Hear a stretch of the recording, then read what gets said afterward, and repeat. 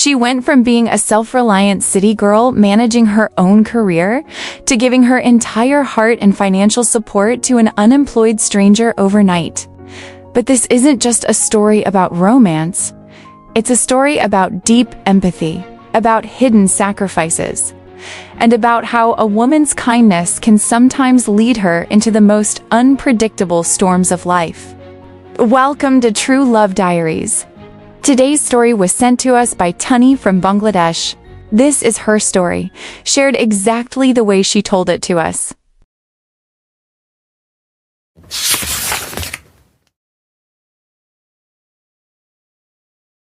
My name is Tonni. Currently, I'm in my final year of my honors degree. My family consists of my mother, my 2 brothers, and my 2 sisters. We lost our father back in 2012, so it's just my mother holding the family together. Since 2021, I have been working and managing my own job. Because of the combined pressure of my career and my higher education, I had to live independently in Dhaka, while my family resided in our ancestral village, visiting me whenever they could. Managing both work and studies alone in the city was never easy, but I was proud of my independence. Then came the year 2023, the year that completely reshaped my entire world. I crossed paths with a guy, and from that very first encounter, our conversations just kept flowing naturally. Over time, he learned everything about my personal life, what I did for a living, where I stayed, and who I truly was. In return, I learned everything about him. Our interactions were incredibly friendly and comfortable. On top of that, he was exceptionally handsome, the kind of guy who effortlessly stood out in a crowd of 10 people. Naturally, I found myself drawn to him, and we kept talking. Just a single week after our initial introduction, he confessed his feelings and proposed to me. Caught up in the moment, I said yes, and that is how our official relationship began. Right from the beginning, he was completely transparent with me about one major thing. He was entirely unemployed. He constantly shared how deeply neglected and humiliated he felt within his own household because of this. His father would continuously scream and shout at him for not earning a living. To his own family, he was nothing more than an unwanted financial burden. From the food he ate to the roof over his head, they discriminated against him in every possible way. He was treated so poorly that it didn't even feel like he was a biological son of that house. His sisters were given everything, while he was left with nothing but insults. He used to share these raw wounds with me daily. There were even times when we were on the phone, and he would keep me on the line just so I could overhear his parents screaming at him in the background. Hearing his vulnerability and listening to those harsh voices completely shattered my heart. It was in those moments that a profound sense of sympathy and a deep, overwhelming love for him awakened inside me. I would constantly try to comfort him, gently saying, "Look, they are your parents after all. They only say these things out of frustration, so please don't take it to heart. Just keep trying to find something to do." I tried my best to guide and motivate him every single day. Whenever we made plans to meet up in the city, I made sure he never had to pay for our transport. I would quietly handle the rickshaw or car fares myself. I knew he was broke, and I kept asking myself, where on earth would an unemployed guy get money from? When we sat down at local cafes or tea stalls, I knew that if I handed him the bill money out in the open, people would judge him. Society looks down on a man when a woman pays for him, and I absolutely refused to let him feel humiliated or small in public. So I would skillfully hide the cash or slide it to him secretly under the table so his dignity remained intact.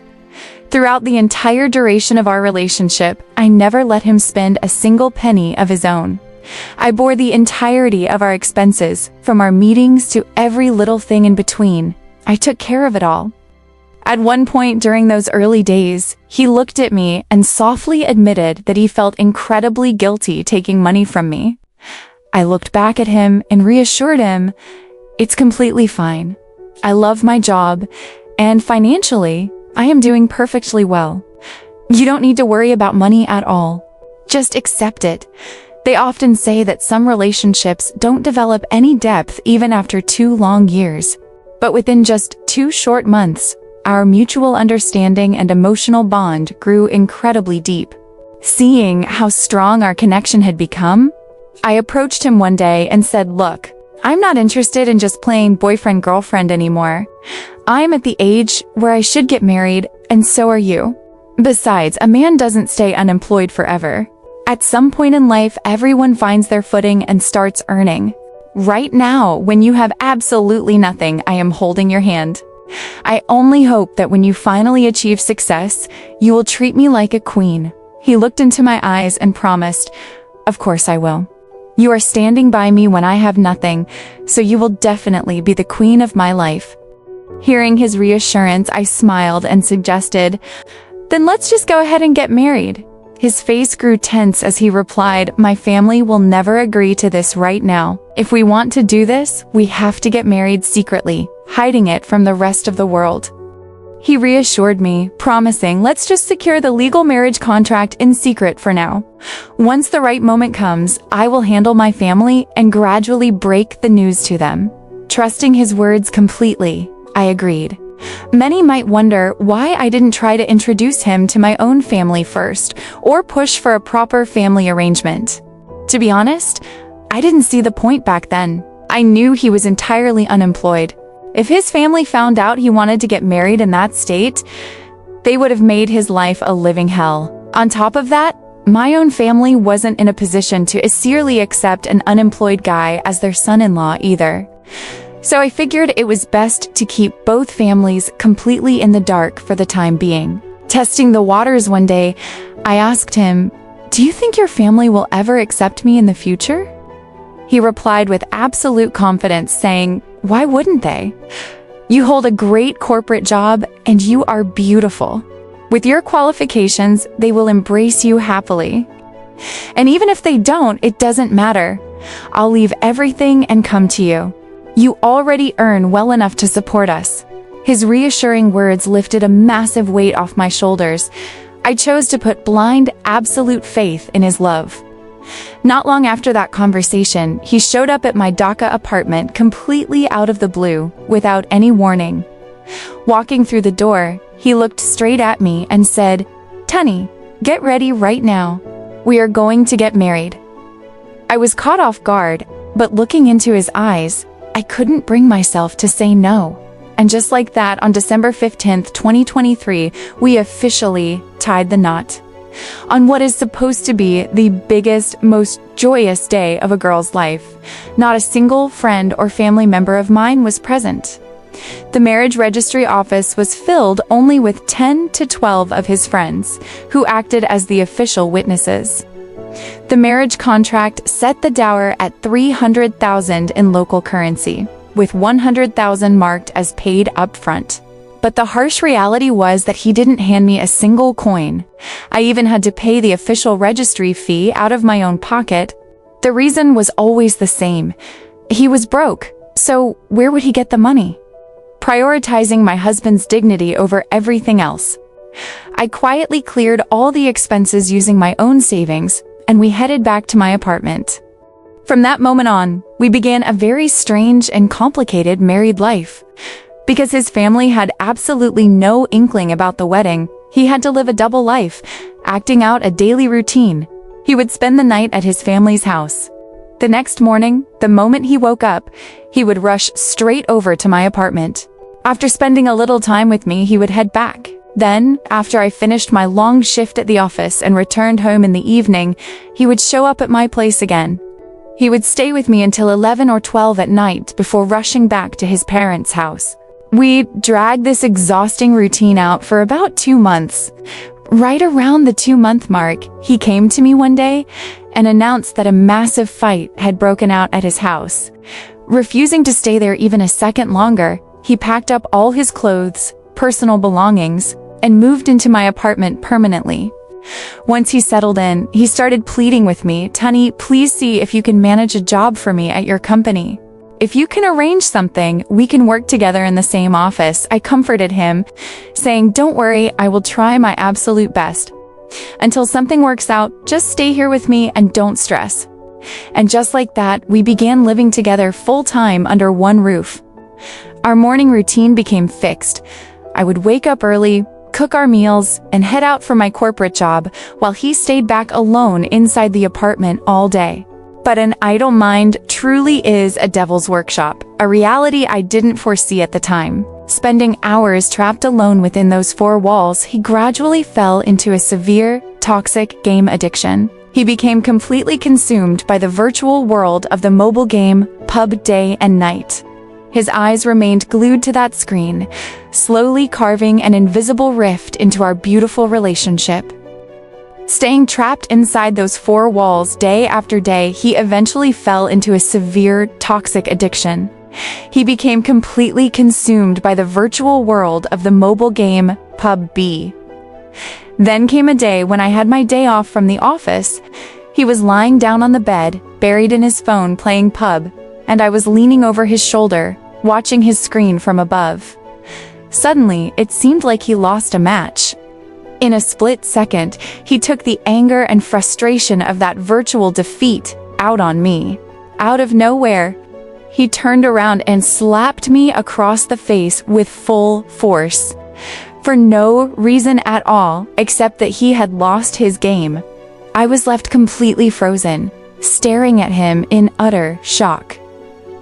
I couldn't comprehend how he could hit me over something so incredibly trivial. A wave of intense anger and betrayal washed over me. I stood up and confronted him, asking, "How can you raise your hand against another human being over something so minor? What kind of behavior is this?" My speaking up only fueled his rage. He snapped back at me, yelling, "You insolent girl, how dare you talk back to me?" With that, he began to beat me mercilessly, slapping and hitting me repeatedly. After that brutal beating, I looked at him through my tears and said, "I am working myself to the bone for you day and night, doing everything to support you, and you raise your hand against me over a stupid game?" He looked back at me with pure arrogance and said, "If I don't eat your food, do you think I'll starve? I'm leaving right now." Seeing his absolute ungratefulness, I replied, "Yes, leave. I can no longer support a person like you if you can abuse me over something like this." After that argument, he actually made a move to pack up and leave for his parents' house. But despite the abuse, a woman's heart doesn't assignedly let go of the person she loves.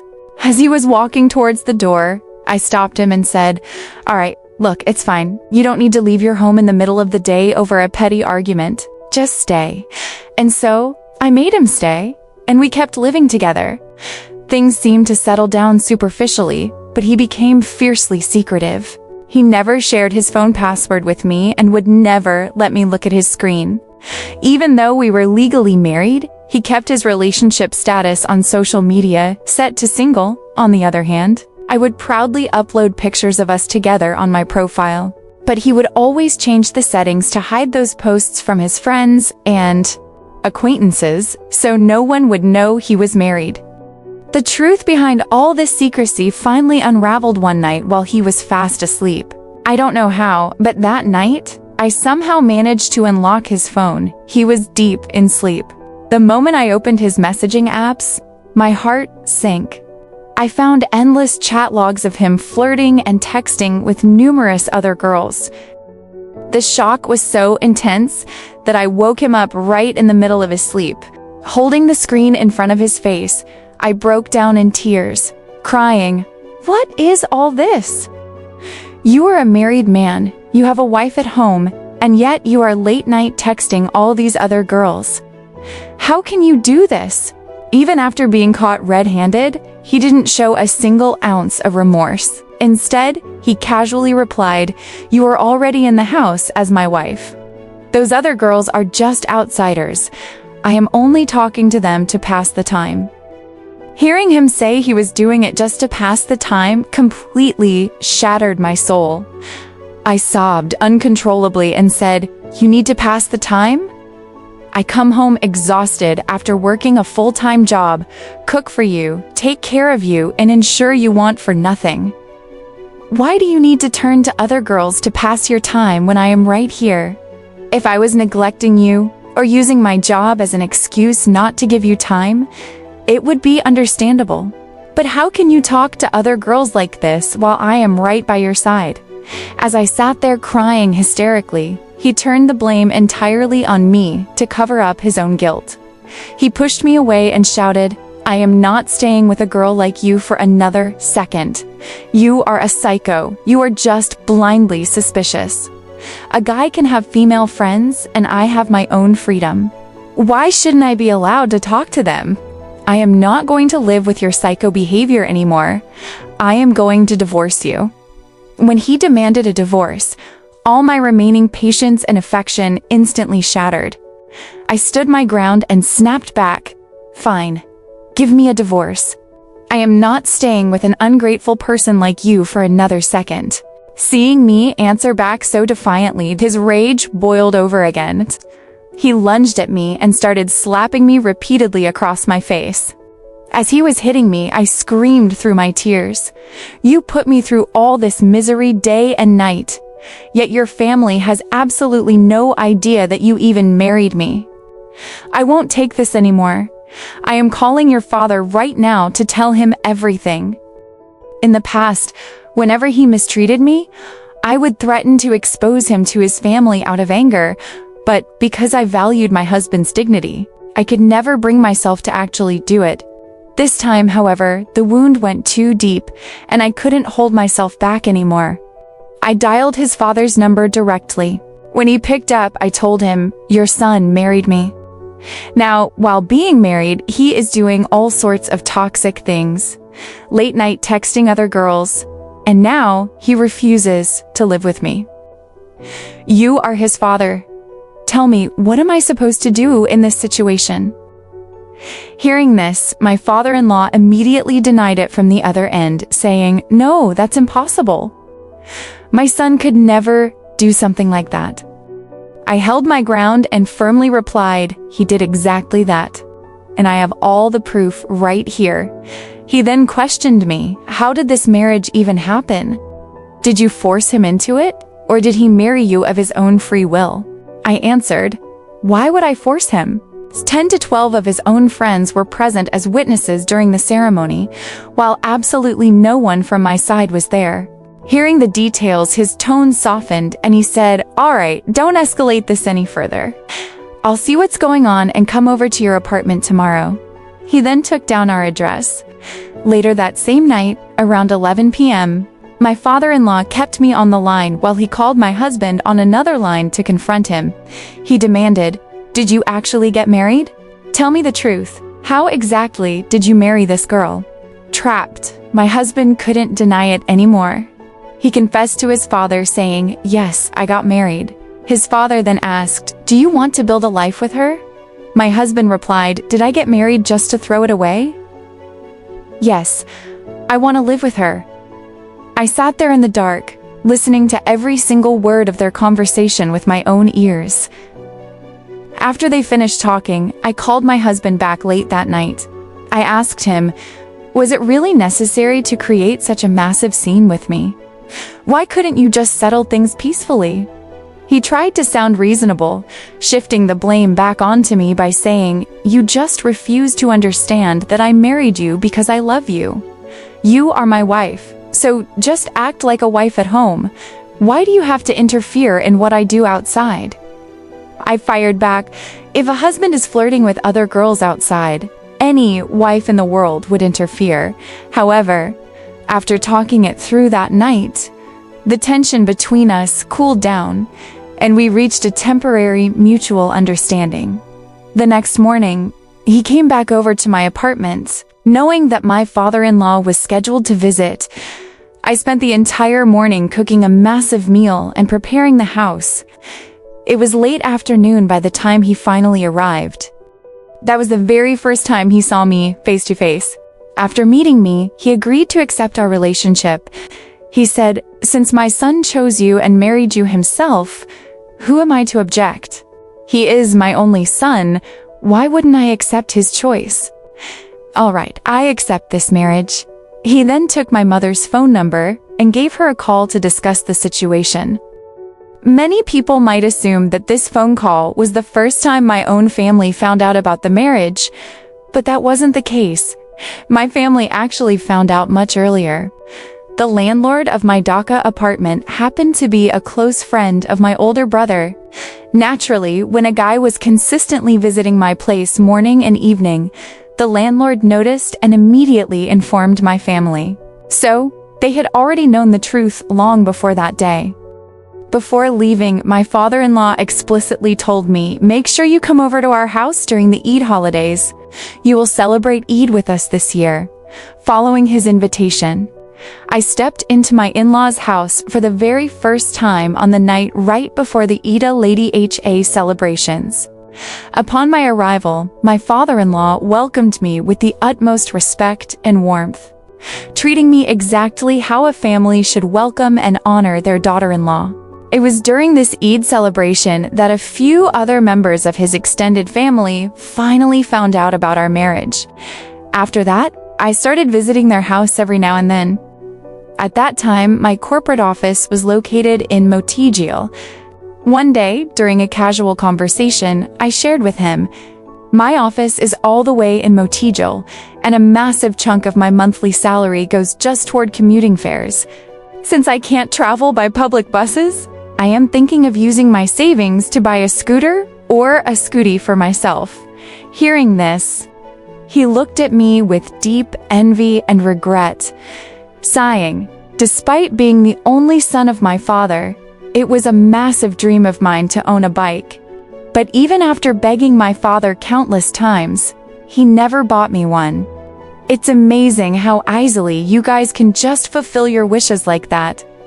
Hearing his bitter disappointment and seeing his sadness completely broke my heart. Right then and there, I made a silent decision. I decided that instead of buying a scooty for myself, I would use that money to buy him a motorcycle. I looked at him and said, "All right, look, instead of buying my scooter, I will buy you the bike. In return, you can use it to drop me off at my office every morning and pick me up when my shift ends." He instantly agreed to the arrangement, saying, "All right, sounds perfect. I'll buy the bike then, and I will regularly drop you off and pick you up from work. However, buying a good quality motorcycle requires a significant amount of money." He then came up with a plan to have me pitch the idea to his father. Since he was completely unemployed, his father had absolutely no faith in him. But because I held a stable corporate job, my father-in-law trusted me enough to provide the financial backing. I approached my father-in-law and said, "Dad, he really wants to buy a motorcycle, but I don't have the entire amount right now. I only have $150,000. If you could provide the remaining $150,000, he can finally buy the bike." Trusting my word, my father-in-law agreed to provide the remaining $150,000, but he laid down a strict condition. He made it clear that the money was a formal loan, and I would have to repay him $20,000 every single month until the debt was fully settled. I readily agreed to his terms. He handed over his share, and I added my own savings of $150,000, placing a total of $300,000 directly into my husband's hands. With that cash, he went out and purchased a brand new motorcycle. The bike wasn't the only thing. Whatever desire he subtly expressed, I would go completely out of my way to fulfill it just to see him happy. He never explicitly demanded an iPhone from me, but during a casual conversation, he happened to mention his longing for one just once. I was so completely blinded by my love for him that the moment those words left his mouth, I went ahead and bought him a brand new iPhone. Driven deeper into the dark, virtual world of PUBG, it wasn't long before he crossed a dangerous line. He got himself heavily involved with hard drugs. Slowly, his handsome face began to wither away, and dark circles hollowed out his eyes. It was only after I stumbled upon some private chat logs between him and his friends that my worst fears were confirmed. He was using drugs regularly. From that day on, whenever he returned home under the influence, I could his symptoms just by looking at his altered behavior and glassy stare. One morning, right before heading out for my corporate job, I stood my ground, looked him in the eyes, and firmly warned him, "If I come back from the office today and find out that you have touched that garbage again, I will turn this house upside down. You are not to touch it at all. This is your absolute final warning. If I see you hide tonight, I am calling your father immediately." Seeing me serious, he quickly played the part of a reformed man, pleading, "All right, please just go to work with a calm mind. I promise you, I will never do anything like that." But the moment I returned home from the office that evening, the reality paralyzed me. He was completely high. He instantly dropped to his knees, clutching my feet and begging, "Please, I beg you, do not tell my father. Do not do this to me." But I had reached my limit. I ignored his pleas and called my father-in-law directly to expose everything. I naively believed that hearing this about his only son, a father would step in with strict discipline and accountability. But to my utter shock, there was absolutely no reaction from his family. It was as if they couldn't care less.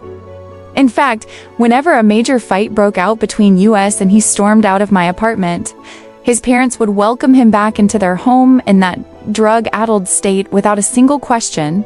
I would eventually break down, cry, and convince him to return to me, and he would move back into my apartment. But the moment I brought up his drug habit or his constant texting habits again, he would pack his bags and run back to his parents' house. Not once did anyone from his family ever reprimand him or ask, "Why did you abandon your home?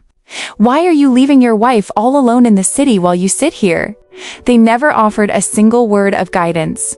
Meanwhile, his physical abuse and merciless beatings over the most trivial arguments became a regular occurrence in my life. Amidst all this chaos, a girl I had never seen before randomly messaged me on Facebook. She sent a photo of my husband in the chat box and bluntly asked, "What is this guy to you?" My heart stopped, but I forced myself to stay calm and messaged back, "Why? What is he to you?" She replied directly, "He is my boyfriend. It wasn't just words." She flooded my inbox with screenshots and undeniable proof. I sat there looking at the screen, completely shattered as I realized the brutal truth on the very motorcycle purchased with my hard-earned savings. The one for which I was paying a $20,000 monthly loan installment to his father. He was driving around town with another girl sitting comfortably on the back. Looking at the evidence, I sobbed uncontrollably, my tears soaking my clothes. Caught red-handed, he once again fell to his knees, wrapped his arms around my legs, and put on an elaborate act of remorse. "I made a terrible mistake," he cried. "I swear I will never do this again as long as I live. Just forgive me this one last time." He committed the exact same sins repeatedly, came back to beg for forgiveness, and every single time I was foolish enough to forgive him.